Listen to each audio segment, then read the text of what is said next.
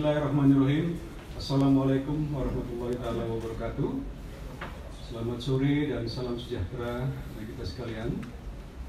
Pada hari ini, Senin, tanggal 6 April 2020, Divisi Humas Polri akan melaksanakan penyampaian press release terhadap pengungkapan kasus terkait dengan kasus penghinaan pada penguasa dan juga SARA.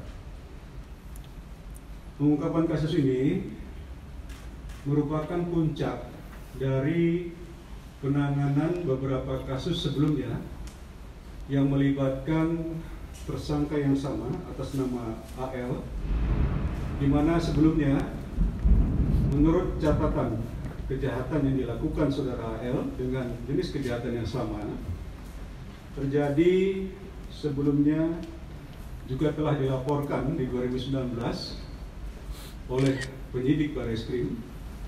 Kemudian yang kedua juga ditemukan kejahatan yang serupa oleh kepolisian Polda Jawa Barat, dan yang saat ini yang terbaru ditangani oleh jajaran Barreskrim khususnya Direktorat Siber pada bulan April 2020 ini.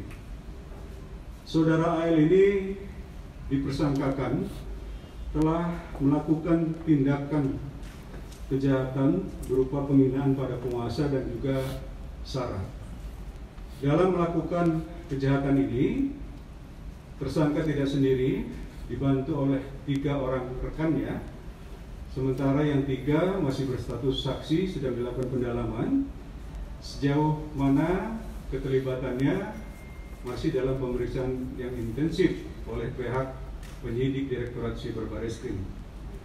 Selanjutnya lebih lengkap akan disampaikan oleh Kasubdit 2 Direktorat Tindak Pidana Siber Barreskrim, Kombes Pol Himawan. Dipersilakan.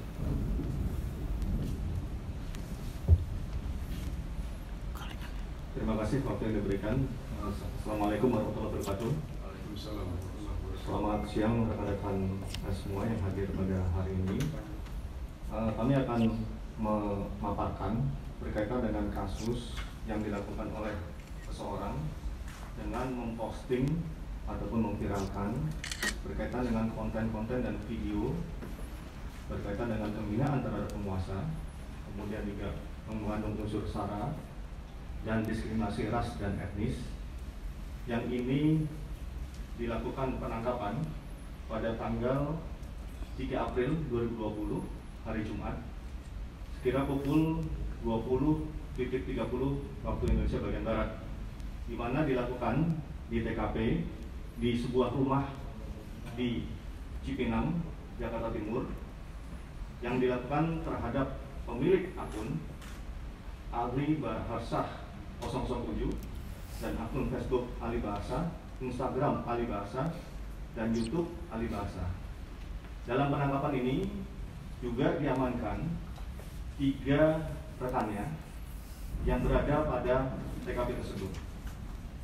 Pemilik akun tersebut adalah bernama Alimuddin Bahasa alias Bahasa, lahir Cianjur, kemudian mendasari daripada KTP yang ada, beralamat di Jalan Kemang Timur, RT 1304, Kelurahan Bangka, Mampang Perapatan, Jakarta Selatan.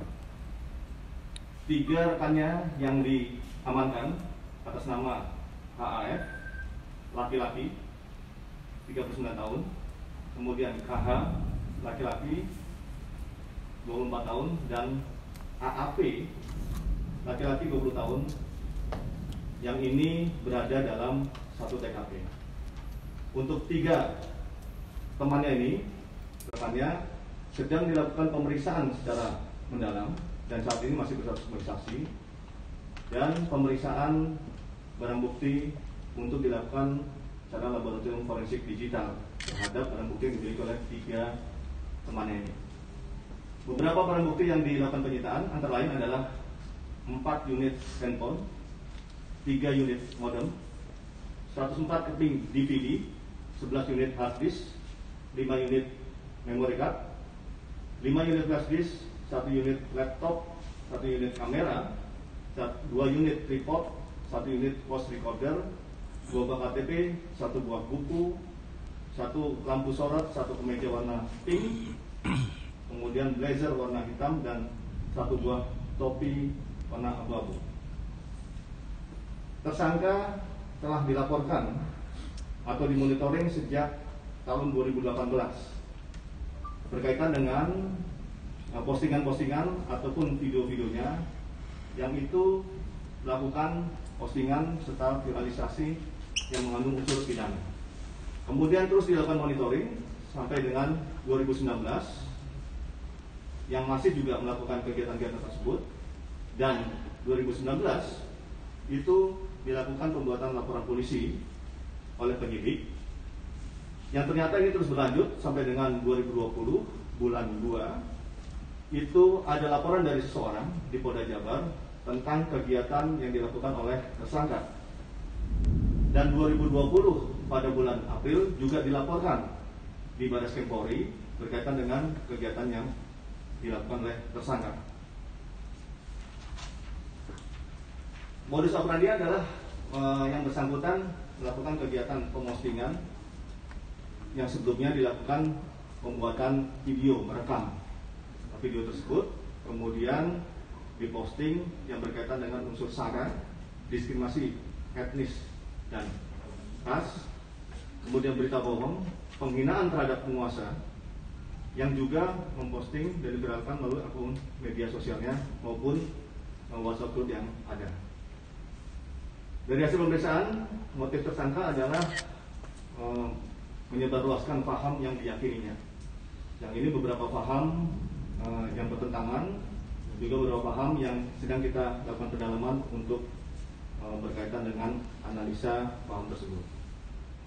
Persangkaan pasalnya adalah kita persangkaan pada pasal 28 ayat 2 Undang-Undang ITE, kemudian juga berkaitan dengan pasal penghapusan diskriminasi ras dan etnis, kemudian juga pasal 207 penghinaan terhadap penguasa dan badan umum. Kemudian juga ditemukan beberapa file yang ini dari hasil forensik digital tentang video-video yang mengandung unsur pornografi, sehingga mereka yang bersangkutan kita tambahkan pasal berlapis berkaitan dengan undang-undang pornografi. Saat ini tersangka sudah dilakukan penahanan di Barreskrim Polri. Terima kasih.